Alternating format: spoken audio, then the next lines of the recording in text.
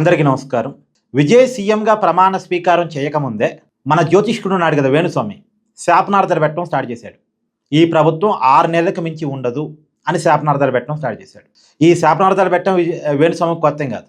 కాదు, అందరికీ డౌటే విజయ్ ప్రభుత్వం మీద ఎన్నాళ్ళు కొనసాగిద్ది అన్న దాని మీద చాలామందికి డౌట్ ఉంది. ఎందుకంటే చిన్న చిన్న పార్టీల మీద ఆధారపడి ఉంది కాబట్టి, సంపూర్ణ మెజార్టీ రాలేదు కాబట్టి డౌట్గా ఉంది. కానీ ఇప్పుడు వేణుస్వామి చెప్పాడు కాబట్టి 6 నెలల్లో పడిపోయిద్దని ఇక లేదు, డౌట్ క్లియర్ అయింది.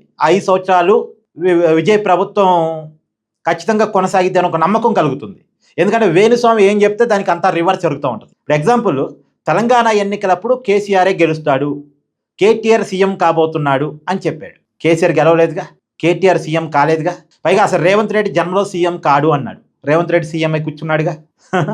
కేంద్రంలో మోడీ తిరిగి అధికారంలోకి రాడు అన్నాడు. కానీ ఇలా మోడీ తిరిగి అధికారంలోకి వచ్చి ఆయన ప్రధానమంత్రి అయ్యారుగా. ఆంధ్రప్రదేశ్లో జగనే గెలుస్తాడు అని చెప్పారు. జగన్ కాదుగా, జగన్ ఓడిపోయాడుగా. చంద్రబాబు శకం అయిపోయింది, చంద్రబాబు ముఖ్యమంత్రి కాడు అన్నాడు. కానీ చంద్రబాబు సీఎం అయ్యాడుగా.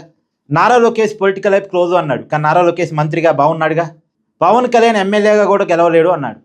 ఎమ్మెల్యేగా గెలిచాడు, డిప్యూటీ సీఎం అయ్యాడుగా. సో అనేక సార్లు వేణుస్వామి చెప్పిందంతా తప్పైంది. పైగా పోయినసారి విమర్శలు వచ్చినప్పుడు ఇక నేను జ్యోతిష్యాలు చెప్పను, ఎవరైనా నన్ను వచ్చి అడిగితే వాళ్ళ పర్సనల్ జ్యోతిష్యాలు చెప్తాను తప్ప ఇటు ఓపెన్గా పొలిటికల్ జ్యోతిష్యాలు, ఇటు ఓపెన్గా సినిమా వాళ్ళ జ్యోతిష్యాలు చెప్పను అన్నాడు. చెప్పను అని ఒక 2 నెలలు బంద్ చేశాడు. మళ్ళీ 3వ నెల నుంచి స్టార్ట్ చేశాడు. నాకు చైతన్య మొన్న 2వ పెళ్లి చేసుకుంటే ఆ తొందరలోనే విడాకులు అయితే అని అన్నారు. ఎవరు శుభమాని పెళ్లి చేసుకుంటే ఎవరైనా విడాకుల గురించి మాట్లాడతారండి? శుభమాని ప్రమాణ స్వీకారం చేస్తుంటే శాపనార్థాలు పెడతారండి? వేణుస్వామి పెడతాడు. అందుకని వేణుస్వామి చెప్పినవి నిజం కావు. ఎవరైతే మనసులో పర్సనల్ గజ్జి పెట్టుకొని, పర్సనల్ వ్యక్తిగత దూషణలు పెట్టుకొని జ్యోతిష్యాన్ని చెప్తే అవి ఎప్పటికీ నిజం కావు.